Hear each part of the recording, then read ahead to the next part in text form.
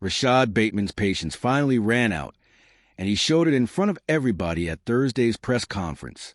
He didn't hold anything back, didn't pick safer words, and went straight after John Harbaugh, the guy who ran this franchise for 17 years and lifted a Super Bowl in Baltimore. When a starter on the current roster fires off a shot like that at a legend, you pay attention.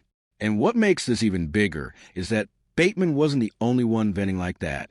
Someone else, sitting right next to him, answered the same question and landed in the exact same spot. So here's the question hanging over all of this. What are these two players really trying to tell us about what was going on inside that locker room? Let's get into exactly what was said, because the wording matters here.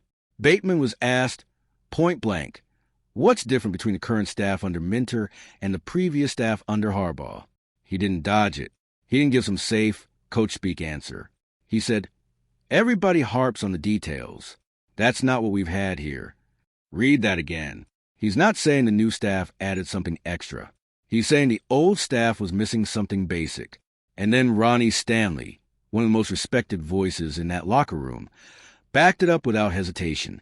He said Minter just values the finer details. Two different guys, two separate answers to the same question, and they landed in almost the exact same place.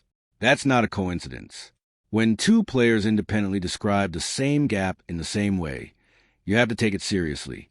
I'll be honest, my first reaction was surprise, because Harbaugh built his entire reputation on being a disciplined, detail-obsessed coach. This is a guy who talks about complementary football, about special teams execution, about doing the little things right. So hearing his own former players suggest the opposite, that stings a little if you've been rooting for this team through the Harbaugh era. But that's exactly why this comment carries so much weight. If Bateman had said this about some random assistant, nobody would blink. Saying it about the head coach who defined this franchise for nearly 2 decades is a completely different conversation, and it opens a door to questions we haven't really had to ask in Baltimore for a long time. So what does details actually mean in this context? We don't have Bateman breaking down exact examples, but think about the pattern we watched play out over the last couple of years. Penalties at bad times, special teams breakdowns, games that felt like they slipped away because of something small and preventable, not because the talent wasn't there. When players talk about details, that's usually the world they're describing. Minter, from the sound of it, is running things differently. The way Stanley phrases it, values the finer details, suggests a coaching staff that's drilling the little stuff in practice, holding guys accountable for the small mistakes, not just the big ones. That's a real shift in culture. And culture shifts inside a locker room don't happen by accident. They happen because someone new walked in and changed the standard. Here's the part that should catch your attention. This team had the talent to compete every single year under Harbaugh. Nobody's arguing that. The roster was never really the issue. So if the difference between then and now really is about attention to detail, that's almost more frustrating than a talent gap would be, because it means some of what went wrong was avoidable. And that's the bigger question hanging over this whole thing. If the details were the problem, and multiple players are now saying so on the record, how much of Baltimore's late season stumbles over the years trace straight back to that? That's not a question with an easy answer, but it's one this franchise probably needs to sit with. Now, I have to bring up something important here, because context matters. Bateman has not been shy about voicing frustration with this organization in the past. This isn't the first time he said something that raised eyebrows. So it's fair to ask whether this is really a clean, objective read on the coaching staff, or whether there's some old resentment mixed in there. That's a real possibility, and I'm not going to pretend it isn't. Players who've had public friction with an organization sometimes carry that into how they talk about the people who ran it. If Bateman felt overlooked or mishandled at any point under the old regime, it wouldn't be shocking if that colored how he answered this question. But here's where it gets complicated for anyone trying to write this off as just Bateman having an axe to grind. Stanley doesn't have that same track record. He's been steady, professional, generally not a guy who stirs things up publicly. When someone with Stanley's reputation echoes the exact same sentiment, it's a lot harder to dismiss the whole thing as one player's personal grudge. So you end up with two possible readings running side by side. Maybe Bateman's comment is partly personal, and Stanley's agreement just happened to land on similar language by coincidence.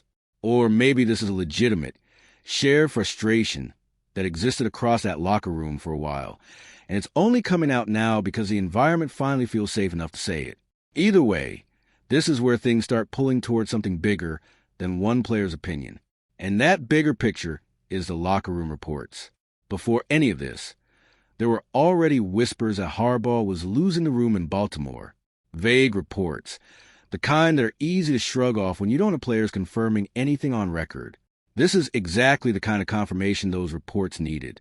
Think about what it actually takes for a player to say something like this in front of cameras. It's not comfortable. It's not something most guys do casually. Players usually protect the organization, even the ones they've left behind, because that's the unwritten rule of the league. Bateman broke that rule here, publicly, without much hesitation. When you combine that with Stanley's agreement, it stops looking like an isolated comment and starts looking like something closer to a shared truth inside that building. If two players who don't typically operate the same way both point to the same gap, unprompted, that tells you this wasn't some one-off frustration. It tells you this was probably a real, ongoing issue that a lot of guys in that locker room felt, but never said out loud. That's uncomfortable to sit with if you spent years defending Harbaugh's approach in Baltimore. But it also reframes a lot of what we saw play out on the field. If the coaching staff really wasn't holding this group accountable on the small stuff, that helps explain some of the sloppier moments we all watch happen year after year. And it raises a real question about how far that lack of accountability actually reached. Which brings us to Harbaugh himself and where he landed. He didn't sit out a season looking for redemption. He went straight to the New York Giants. And from everything coming out of that building, they're embracing him completely. New environment, new energy, a franchise that seemed genuinely excited to have him running things. That timing matters. If Harbaugh had struggled to find a job, or the Giants were lukewarm about bringing him in, this Bateman comment would hit differently. It would feel like a guy piling on someone who's already down. But that's not the situation. Harbaugh walked into a fresh start almost immediately, which honestly makes it easier to view his exit from Baltimore as something that was probably right for everyone involved.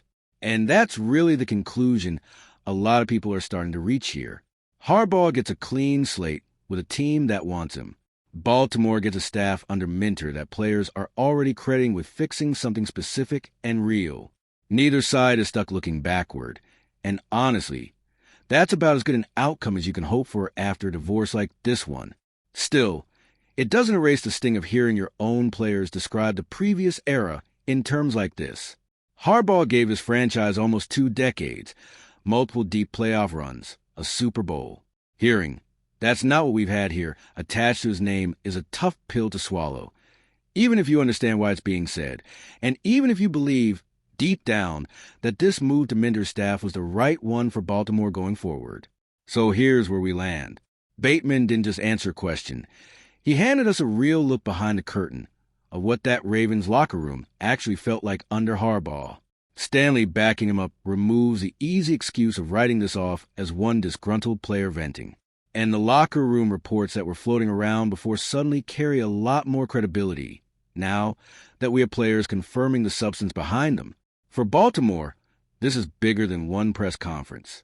If Minter's staff really is fixing something that had been broken for a while, that's a genuinely encouraging sign for where this team is headed, even if it comes wrapped in an uncomfortable truth about the past. And for Harbaugh, landing somewhere that wants him fully, no hesitation, no rebuilding of trust required, feels like proof that this split needed to happen for both sides to move forward the right way. I want to know where you land on this one. Do you think Bateman's comment was a fair, honest read on what that locker room went through?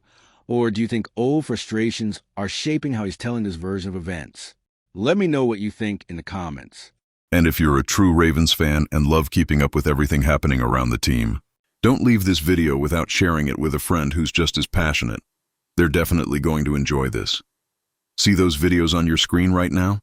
I picked the first one especially for you, and the other is recommended by YouTube. Go check them out and I'll see you in the next video.